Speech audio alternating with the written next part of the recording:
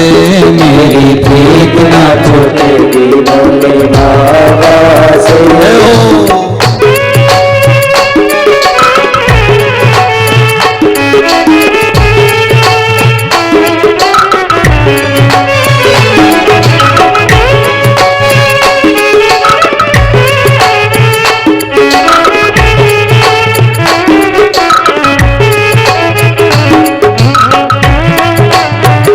बोले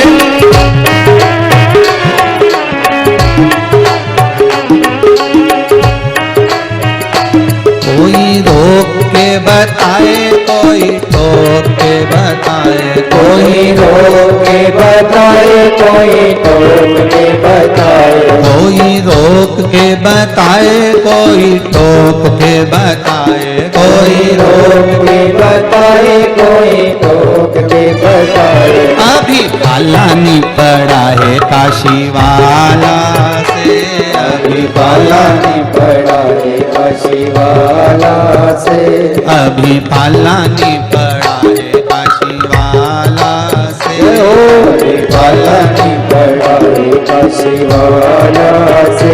मेरी प्रीत न टूटेगी डमरू वाला से, मेरी प्रीत न छूटेगी डमरू वाला से, मेरी प्रीत न टूटेगी भोले बाबा से, मेरी प्रीत न छूटेगी भोले बाबा से, मेरी प्रीत न टूटेगी डमरू वाला से, मेरी प्रीत न छूटेगी डमरू वाला से। भगवान शिव की कथा कहती है चंचूला देवी की चित्त वृत्ति शिव में भले आ गई हो, पर शंकर उसको देखे नहीं, शंकर नहीं देख पाए। शंकर ना देखने का कारण केवल इतना है कि शिव इसलिए नहीं देख रहे हैं क्योंकि ये गुरु चरणारविंद से विमुख है, छूटी हुई गुरु चरण उसका।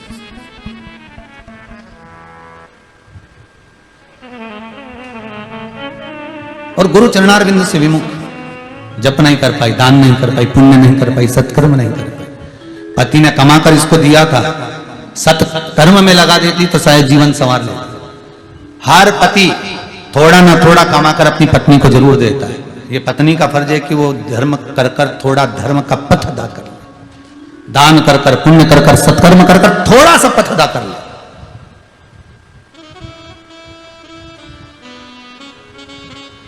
थोड़ा पुण्य करती चले, ये धर्म पत्नी का था। केवल जोड़ा आखिरी में छोड़ा, ये सुख नहीं है हमारा, थोड़ा सा सुख वही। अब शिव जी से पार्वती जी ने कहा आप नेत्र तो खोलिए। शंकर भगवान ने नेत्र खोलकर जो दर्शन किया है चंचूला देवी का। चंचूला क्या चाहती हो?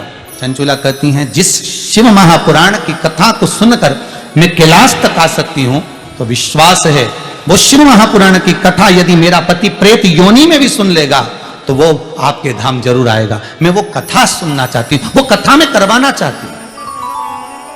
और आप सबसे निवेदन है, जितने आस्था चैनल पर कथा सुन रहे हो, मोबाइल पर सुन रहे हो, भोलेनाथ जी से विनती रोज करा करो कि ऐसा धन जरूर देना कि एक बार जीवन में मैं भी शिव महापुराण की कथा करवा सकूं।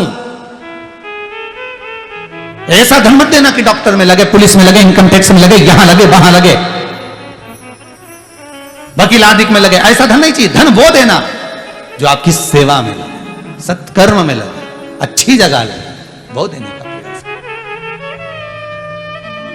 बाबा से विनती करते मुझे कथा करवाना मेरे पति के लिए। शिव जी कहते हैं, पार्वती जी कहती है जाओ तुम रुका जी के पास जाओ, देव ऋषि नारद के पास जाओ। नारद जी के पास गए, नारद जी ने तुम रुका जी के पास भेज दिया। तुम रुका जी ने जो कथा का स्मरण कराया है, तुम रुका जी बोले मैं तुम अकेली को कथा कैसे सुना दो, जोड़ा कोई होना चाहिए। शंकर पार्वती से विनती करी, शिव और पार्वती दोनों श्रृंगार कर कर ईसा जी गोरा जी बनकर, गणा गोर बनकर, शिव महापुराण की यजमान बनकर कथा सुनने के लिए चले हैं महाराज। कथा श्रवण कराने वाला शिव है, कथा सुनने वाला शिव है, कथा वाचने वाला शिव है। शंकर के सिवा कोई दूसरा नहीं, कोई दूसरा, केवल शिव, केवल शिव, केवलम शिव, दूसरा।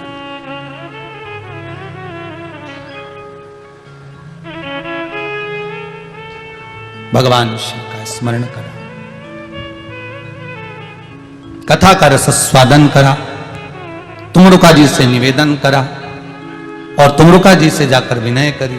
वो तुमरुका जी जिस नारी का गर्भ नहीं ठहरता हो, ये तुमरुका जी का नाम कोई साधारण नहीं है। शिव महापुराण सुनाने वाले जिन्होंने शंकर पार्वती को, चंचुला देवी और बिंदुक को सुनाई, वो साधारण नहीं है तुमरुका जी। इनका वर्णन पिछले वर्ष की कथाओं में किया है। जिन्होंने नहीं सुनी हो तो कभी यूट्यूब पर उस कथा को निकाल कर सुनना। ये तुमरुका जी कोई साधारण नहीं।